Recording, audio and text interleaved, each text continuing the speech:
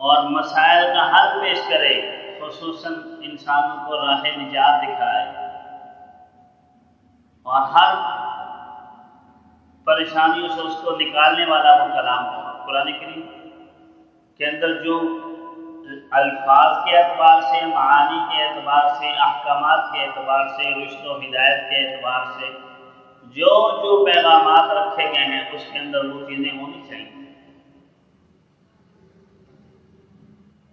انسان پریشان ہوتا ہے، انفرادی اور اجتماعی، انفرادی انسان کے الگ مسائل ہیں، اجتماعی الگ مسائل ہیں، تو اس کا حل پیش کرے۔ انفرادی سب سے بڑا مسئلہ انسان کا سکون ہے، صحت ہے، کیسے حل ہو؟ سکون اطمینان قلب کیسے آئے؟ پھر اگلے جہان میں یا اس دنیا سے باہر بھی کوئی دنیا ہے، فانی ہونا، اگلے مقامات میں کیسے اس کی کامیابی ہے؟ قرآن کریم ہے جو ہدایت کی کتاب، تو جو ہدایات اس کے اندر ہیں وہ اس کے اندر ہونی چاہیے۔ بلکہ قرآن کریم میں ایک جگہ ہے، نبی علیہ السلام نے فرمایا قل فأتوا بکتاب من هو اہدی من، کہ ایک کتاب لے آؤ جو اس سے زیادہ ہدایت والی ہے، میں اس کی اتباع کروں۔ تو رشد و ہدایت جو کچھ اس کے اندر ہے اس لحاظ سے وہ ساری خوبیاں اس میں ہوں، تو پھر فرمایا لے آؤ، نہیں لا سکتے۔ اور پھر فرمایا وَادْعُوا شُهَدَاءَكُمْ، اپنے مددگاروں کو بھی بلاؤ۔ شہداء سے مراد یہاں مددگار اور خدا لیے گئے ہیں، جن کو یہ خدا مانتے تھے، جو ان کے مسائل حل کرتے تھے۔ اب اتنا بڑا مسئلہ ان کو پیش آ گیا، قرآن کریم نے کھلا چیلنج کیا اور ان کو کہا نہیں، لے آؤ اپنے خداؤں کو بھی ساتھ ملاؤ، مددگاروں کو جن کو تم مدد کے لیے پکارتے ان کو بھی ساتھ بلاؤ، تاکہ تمہاری مدد کریں اور تمہاری رسوائی دور ہو جائے اور تم یہ اس میدان میں شکست نہ کھا جاؤ۔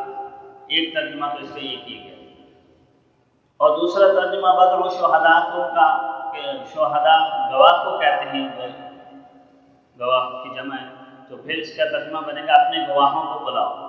یعنی کہ جب کلام پیش کرو نا کہ یہ ہم نے قرآن جیسا بنا لیا، تو ساتھ گواہ بھی لانا کوئی جو گواہی دے کہ واقعی یہ اس جیسا ہے۔ جھوٹ موٹ کا بنا بھی لوگے تو کوئی گواہی دینے کے لیے تیار نہیں ہو، لیکن جب انسان بے حیا ہو ہی جائے تو پھر اس کا کوئی اعتبار نہیں۔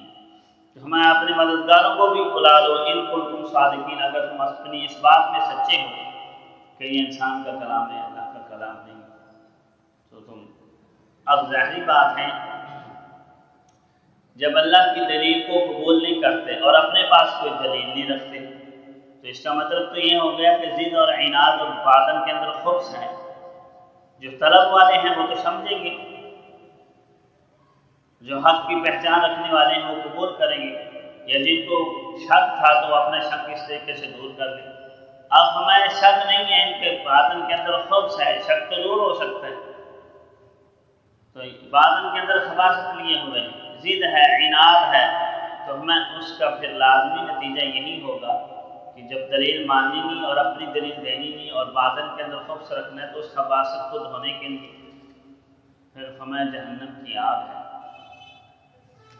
فَمَا فَإِن لَّمْ تَفْعَلُوا، اگر تم اس طرح نہ کر سکو، اور ساتھ یہ بھی بتا دیا وَلَن تَفْعَلُوا، ہرگز کر نہیں سکو گے، تا قیامت یہ بتا دیا گیا کہ ایسے ہو نہیں سکے گا، اور بہت بڑا چیلنج ایک امی ہستی کی زبان سے کیا جا رہا ہے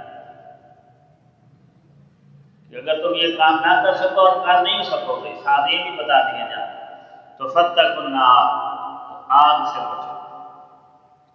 یہی بات ہے، اب اس کا نتیجہ سزا ہی ہے، اور یہ سزا ہر ایک اپنے لحاظ سے دیتا ہے جس کا جتنا جرم ہے، اور یہ سب سے بڑا جرم ہے قانون الہی کو جھٹلا دینا، اس کو تسلیم نہ کرنا اور اس کے مقابل اپنا قانون نافذ کرنے کی۔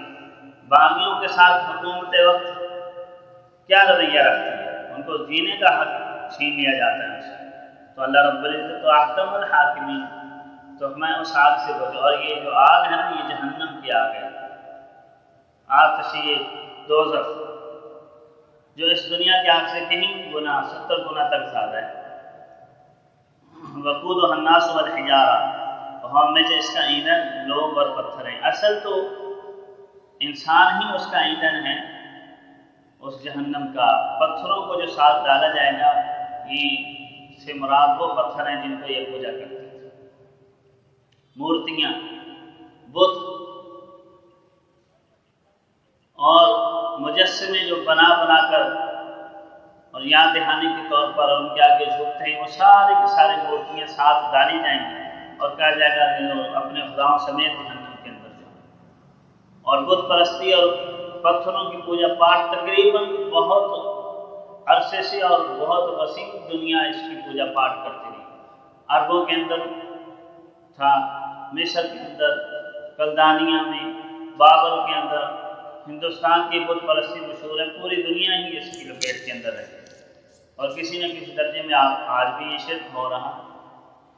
تو فرمایا اس کا ایندھن لوگ اور پتھر۔ اور عدت للکافرین، جو آگ کافروں کے لیے تیار کی گئی، منکروں کے لیے، نہ ماننے والوں کے لیے، ضد اور ہر دم دوروں کے لیے۔ اس آیات سے پتہ یہ چلتا ہے کہ جہنم اصل کافروں کے لیے تیار کی گئی، مومن گناہگاروں کو جو اس میں ڈالا جائے گا وہ تعذیب کے لیے ہو، وہ اصل عذاب ان کے لیے نہیں، وہ صرف ان کی نجاستوں کو دھونے اور تعذیب کے لیے۔ جس طرح مجرم کو بھی مارا جاتا ہے اور استاد اپنے شاگرد کو بھی مارتا ہے، لیکن دونوں کے مار میں فرق۔ مجرم کی مار جو مارا جاتا ہے وہ اور لحاظ سے، استاد یا باپ اپنی اولاد کو جو مارتا ہے وہ ادب سکھانے کے لیے، شفقت کے لیے، اس کے ٹیڑھے پن کو دور کرنے کے لیے۔ تو اسی طریقے سے ہوگا، اصل یہ کافروں کے لیے تیار۔ اب یہ صرف اس وقت کے کافروں کے لیے نہیں، تا قیامت کے لیے قرآن کریم کا نزول ہو گیا، کل کائنات کے انسانوں کو یہ پیغام کہ جو منکر ہوں گے پھر ان کا انجام یہی ہے۔ اللہ رب العزت کی ذات میں قرآن کریم سے سچی محبت نصیب فرمائے، نبی علیہ الصلوۃ والسلام کی نبوت اور رسالت اور دین اسلام کی بنیادی تعلیمات کو سمجھ کر اس پر عمل پیرا ہونے کی توفیق عطا فرمائے۔ وآخر دعوانا ان الحمد للہ۔